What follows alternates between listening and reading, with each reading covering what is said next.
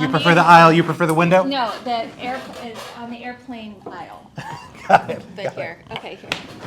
All right, so let's go ahead and get started. My first question is, what was the experience like? This is the second time you guys have gotten to go and do that. What was the experience like this time? So this is my second time with Bev. Okay. We were excited to go together. It's good to have a travel partner. Yeah, this picture was from the plane, right? Yes, Yeah. it was from the plane. Yes, we were really excited because we knew what to expect this time. The amount of people in that room was incredible. The energy, the vibrancy, the knowledge, the expertise, the openness with people to share. Because you expect people at that level not to want to share. Everyone was very open. It feels like family. Everyone's really excited to see each other. The information that we get is so valuable, but it's a lot of things that we know. We already know these things, it's just reinforcement. But I think the most important thing that we learned from this was he spoke first, not about buyer's brokerage, it's about the health, your health, for an hour. That's how he started. About a pyramid, and we could go more into that later on, about parts of your life. And in order to to have a fulfilling big life, you actually have to have different categories and not just work. Yes, we spend a big part of our life on work, but we need to nourish the other parts of it too. So I will let Beverly say some stuff and then take it from there. Okay. Well, I don't know how I can follow that, but that pretty much sums it up. So, I mean, it was just super exciting. Gary Keller, not only Gary Keller, but his leadership team wants to continue to pour into, how many agents do we have? About 180,000. Yeah, 180,000 agents. So they come, super excited to continue to pour into us. They have several masterminds a year, so this was my second time, and it's just super exciting to be in the room. But we are with a company that supports our agents tenfold, right? And then we're a company that we have systems and models, right? And so Gary Keller, it's just a mindset when we go back, right? To say, okay, this is what you do, this is what works for people, for agents, successful agents around the country, and it just goes back into Gary put on his slides, do what I tell you to do, and that's it. So my takeaway is just to go back to the basics. I mean, we actually are it doesn't feel like a normal market, but we are in a normal market. Yeah.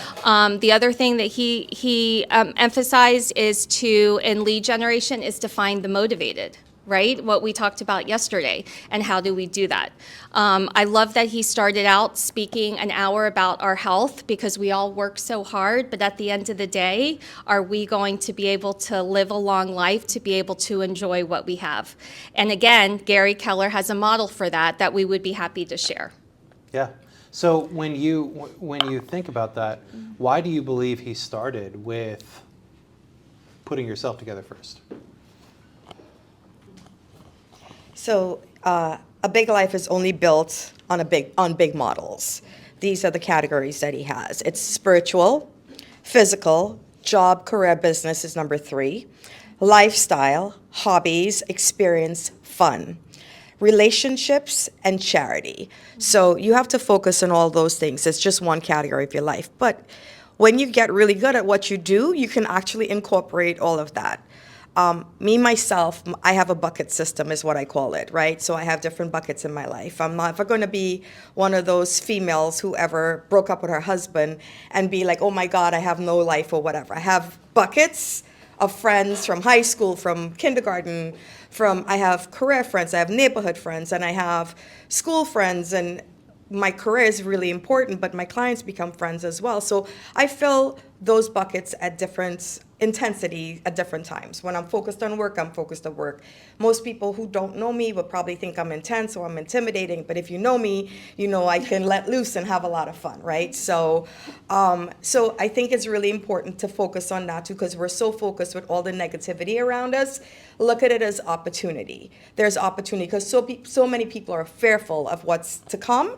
And changes have happened so many times along our industry. When TRID and all of these things came out, we thought it was the end of the world, but guess what? Educate yourself, be aware, surround yourself with like-minded people. Create your little sphere of people that you can go to. Bev and I are like total opposites, but we have the same work ethic, right? But if ever she needs to bounce something off, or I need to bounce something off, or just vent sometimes. You just need to vent because, I can go to my husband, but he may not relate to it the way that Beverly will. Yeah. And sometimes you need to step away from a situation to analyze it.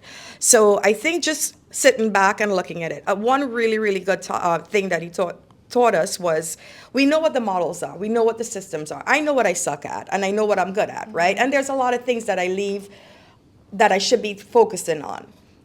Building your business. Do not go from point A to point Z. You have to actually have the business to support it before you hire 10 people or before. So you take little tiny steps when you see you can support that, because he made us do our numbers, which was really a big, big deal, an eye-opener for a lot of people. We got homework, and I was like, great, Bev, what are we going to do? You guys had a whole packet of homework you had to do before you got Yeah, we there. had homework. And they checked it when you walked in the room, right? Well, they said they were going to, and they asked or whatever, but they asked, how many listings did you have last year?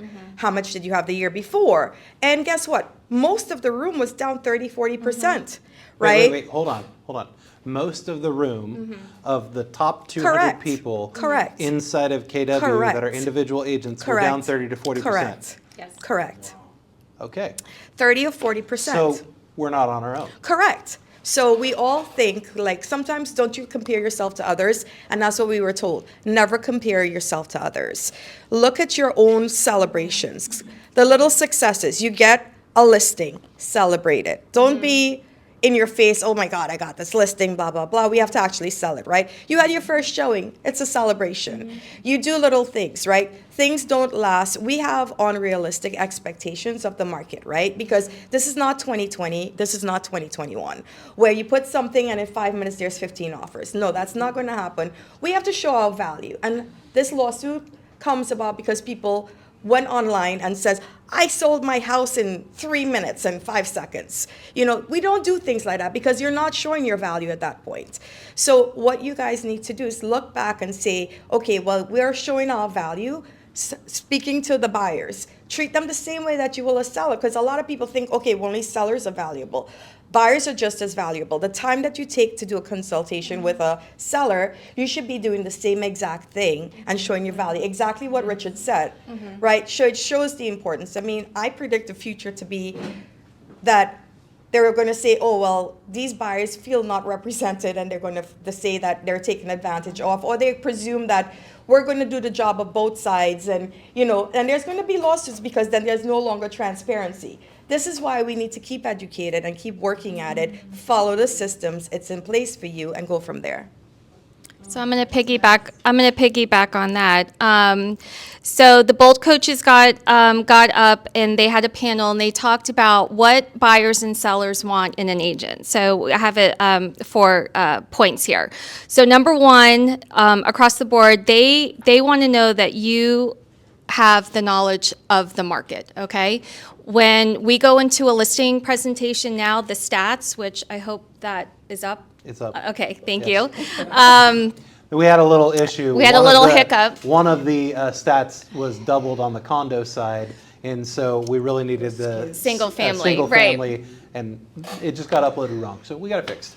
So, maybe we can, do an in-house class on the market stats, because I use that in every listing appointment, and they are just like, wow, if you're up against other agents, these other agents don't come right, up to that. So that's going to set you apart. The second thing, sorry, my phone.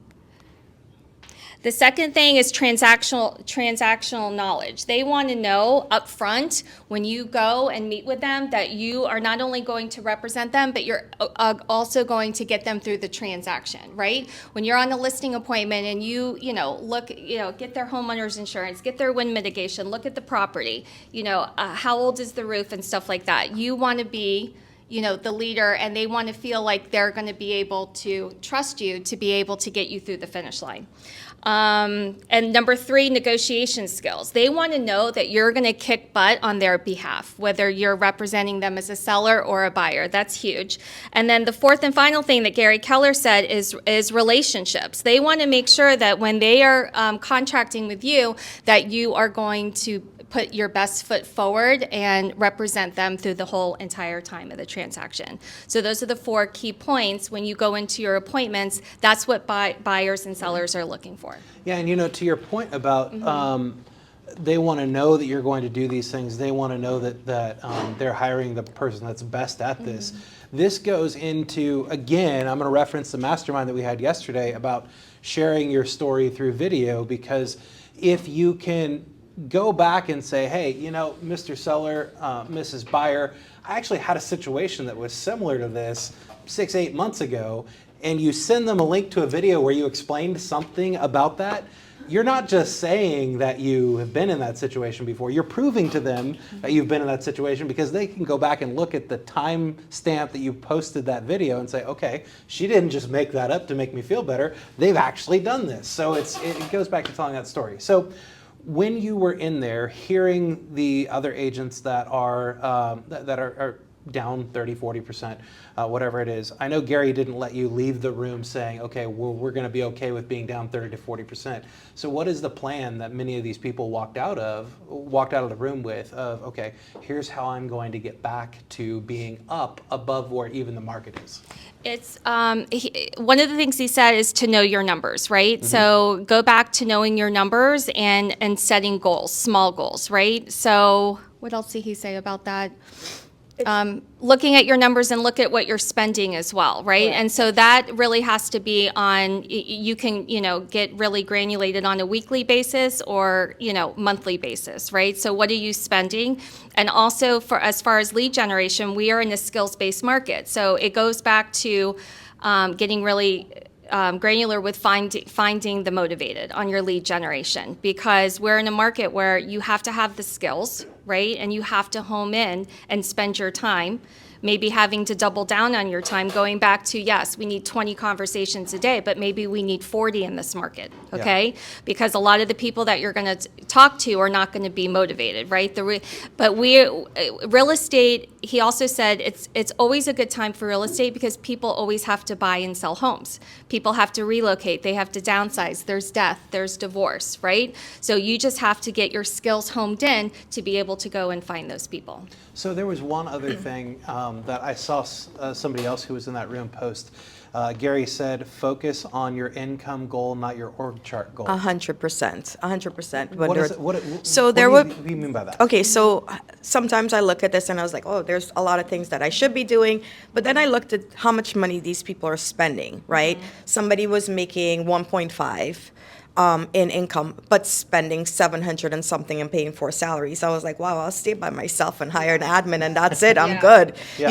You're like, so it puts you to like, am I overspending? Should I be spending 30% on this? That he made fun last time and this time for someone who spends on a package of candles or cookies that they deliver before.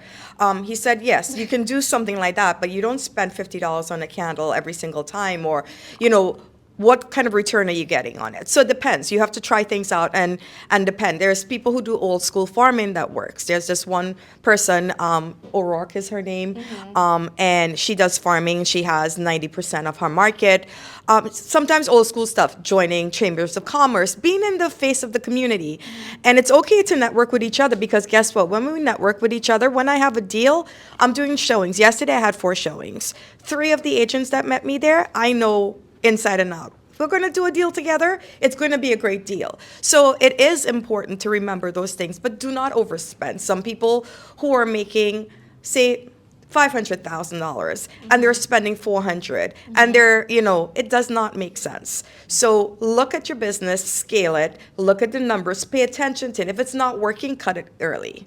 So just make sure and stick to the bottom line. What I also hear you saying in that I want to make sure everyone else heard is be physical relationship and meeting people where they are in person is so important. 100%. And while technology is great, we should be leveraging that.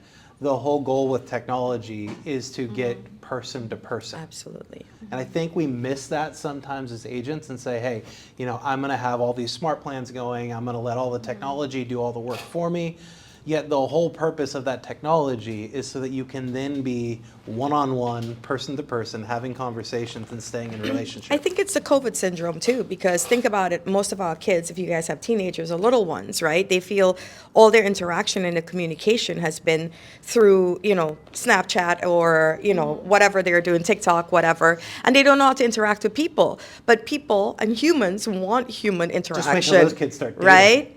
Right. So, I mean, their videos and stuff is wonderful, but when they get around people, they can't interact. Guess who's going to win? The person who has the ability to adapt and to be able to be interactive in whatever environment. So being versatile is really important. Being able to communicate your value is very important. And I see this as huge opportunity because we are at a company that focuses on education.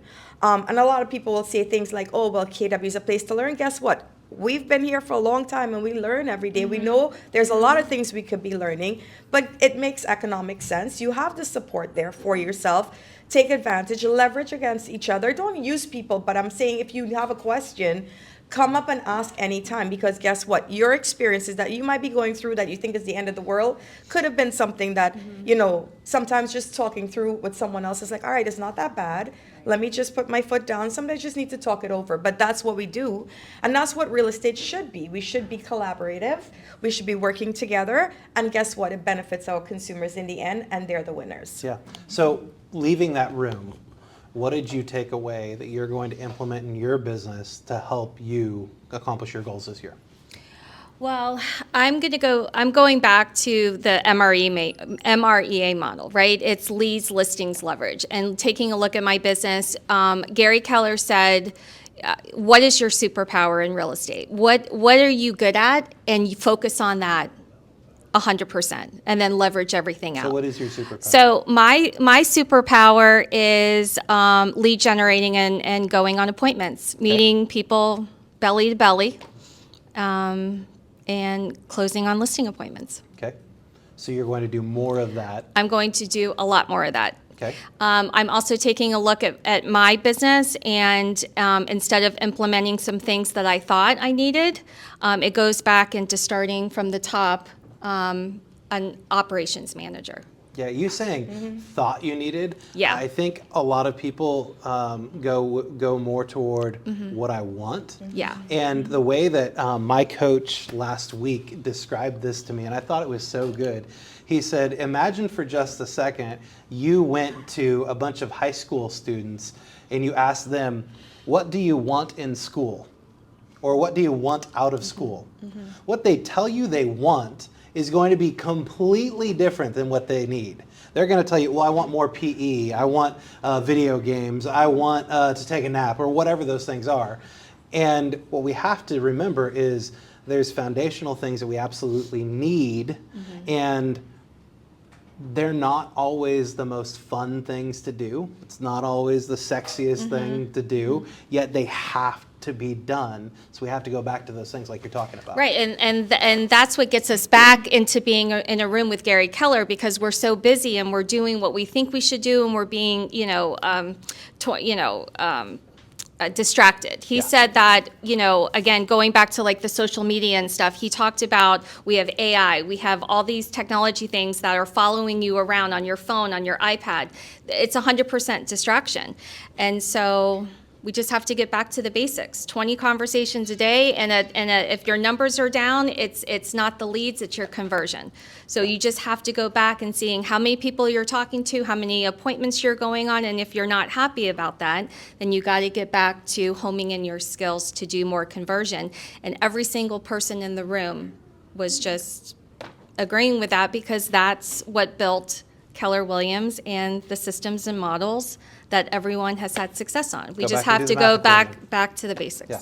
Karen, for you?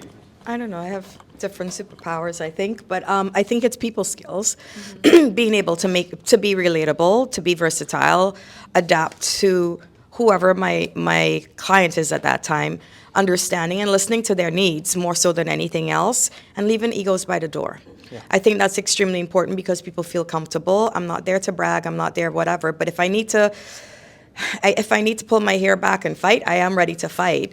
But I am there to listen to my clients By the way, and to thank be able. you for constantly fighting for every Yes. single person in this room by what you do with NAR and the NAR, local board and all that stuff. Give it up for Karen. Thank you. So what are you going to do differently in your business based upon what you took out of that room last week? Well, I'm not an early riser, and I should be an early And I'm her riser. accountability partner. Well, I for mean, that. I'm not a late riser. I am her accountability partner No, for but- that. Because I'll call her, I want to call her at 5:30 in the morning. I want to call her at 2 a.m. I want to call her at That's when 2 you're a.m. pulling- Yeah. That's when you're pulling your hair back to go kill her, right? Yeah, no, at 2 a.m. I am like, I get so much work done between 10 and like 1 a.m. So it's my time, right? Yes. But I mean, I need to reverse that, but I'm going to try working on that better. You are. So. You are not trying. You No, are. there's no. I She's mean, got not this. that. I just have a reverse system and it works for me. I'm happy with it. It's just my quiet time because my house is buzzing with school going off to school and Yeah. my mom and my husband and everything like that. I know what I need to do. I need to implement it, and it's starting first with probably an assistant and being able to assign them those things that I need to do so I can focus on the things that I like to do. I just came back from a quick vacation, and it just restores your soul. I've been planning for 5 years with my girlfriends, and we never have time, but we're like, you know what, let's do this. But it's important because that's part of the life that I want to build for my family. I don't want to have to worry about these things. I want to be able to just pick up and take a break, refresh, but I need to, as long as I love what I do every day and I get up every morning and I'm very passionate and I love what I do, it's not a business, it's not anything else except my passion. Because it's my passion, it's going to flourish because I'm going to always feed it. Good. Any other final thoughts you want to leave us with? That's it. Let's just get to work. I mean, this is the best time to be in real estate, and Gary Keller said it best. Why is it the best time to be in real estate? Why? Why isn't the best time to be in real estate? Because we There's opportunity. well in there every well yeah market. there's opportunity, and he also didn't talk a lot about the NAR settlement. We thought it was going to be the whole thing about the NAR settlement. And he's It like, is what it is. listen, Move on. nothing's changed. We're in a skills-based market, and the professionals and the strong that are homing in on their skills and their scripts, right, are gonna flourish in the market like any market. Yeah. So. There are states that actually requires buyer brokers agreement. So Yeah, I came from one of them, right. Texas. So the people in that room, there's like nothing has changed. Right. It's just you're focusing, and you have to actually put value on your buyers just as much as you do your sellers. So I think there's huge opportunity in this market, and all the people who are scared of it, you know what? Maybe they will wait to think, but it'll give me a time to catapult into the future and get ahead of the curve. So my job is to always get ahead of the curve and bring everyone along with me. So that's the most important thing. But I look forward to the next phase. Yeah, while they're getting ready to get ready, just go and do. Is it going to be perfect? No. Are you going to have to adapt and change along the way?